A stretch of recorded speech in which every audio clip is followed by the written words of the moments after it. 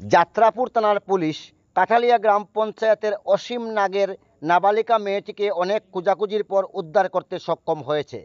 শুক্রবার সকাল 10টায় সংবাদ প্রতিনিধিরা এই ঘটনা জানতে গেলে মেয়ের বাবা মা উভয়ই পুলিশের এই জাতীয় ভূমিকায় পুলিশের প্রশংসায় পঞ্চমুখ। গত 18ই মে নাবালিকা মেয়েটি পিতামাতার অগোচরে উধাও হয়ে যায় বাড়ি থেকে।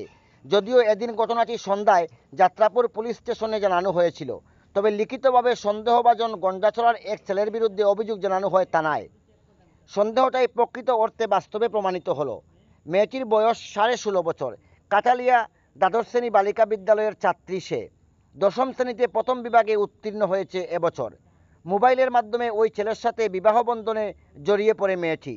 12ই জুন যাত্রাপুর থানার পুলিশ গন্ডাছড়ার পুলিশ স্টেশনে গিয়ে পুলিশের সাথে যোগাযোগ করে ওখানকার পুলিশকে সঙ্গে নিয়ে প্রথমে ওই লম্পট ছেলে নবজিৎ সরকার পিতা রণজিৎ সরকারের বাড়িতে পুলিশ অভিযান চালায়। এসআর দাসপাড়ায় রণজিৎ সরকারের বাড়ি। ওই বাড়িতে মেয়েটিকে পাওয়া গেলেও ওই লম্পট যুবকটিকে নিজ বাড়িতে পাওয়া যায়নি। সে অন্যত্র ছিল পুলিশের ভয়ে। কাঠালিয়া গ্রামের সাতলিক মুনির একটি নাবালিকা, বয়স 16+, ও মিসিং হয়েছিল। গার্জিয়ান আমাদেরকে আসে একটা মিসিং ডায়েরি করে। তারপরে আমরা সব কিছু খবর নিয়ে দেখলাম যে ওর সাথে একটা ছেলে, গন্ডাছড়ার একটা ছেলে নবজিৎ সরকার, ওর সাথে একটা প্রণয় ঘটিত বিষয়। তারা দুজন চলে গেছে। তারপরে আমরা কনফার্ম করে সব কিছু গেলাম, মোবাইল তাদের সুইচ অফ।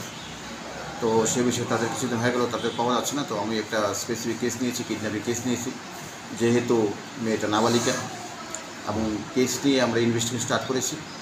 তো তাদের ফোন সুইচ অফ। আমরা সর্বতভাবে চেষ্টা করেছি তাদের টাওয়ার লোকেশন, সব কিছু লোকেশনে, কিন্তু যেহেতু সুইচ অফ, আমরা তার লোকেশন পাচ্ছিলাম না।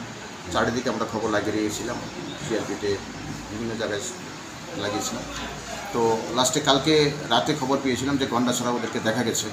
তো খবর পাওয়ার সাথে সাথে আমি ওসি গন্ডাছড়াকে কথা বলি।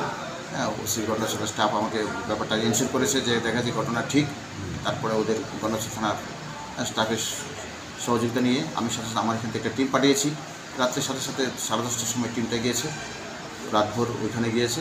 ওখানে গিয়ে তাদের দুজনকে উদ্ধার করেছে, নাবালিকা মেয়েকে এবং যে নবজিৎ সরকার যাকে নিয়ে সে পালিয়ে গেছিল, সে নবজিৎ সরকার, দুজনকে আইও অফিসার ইনচার্জ, যে ইনভেস্টিগেশন অফিসার ছিল, সে ওকে নাবালিকাকে রিকভারি করেছে এবং যে ছেলেটা, যে অ্যাকিউজড, ওকে অ্যারেস্ট করেছে।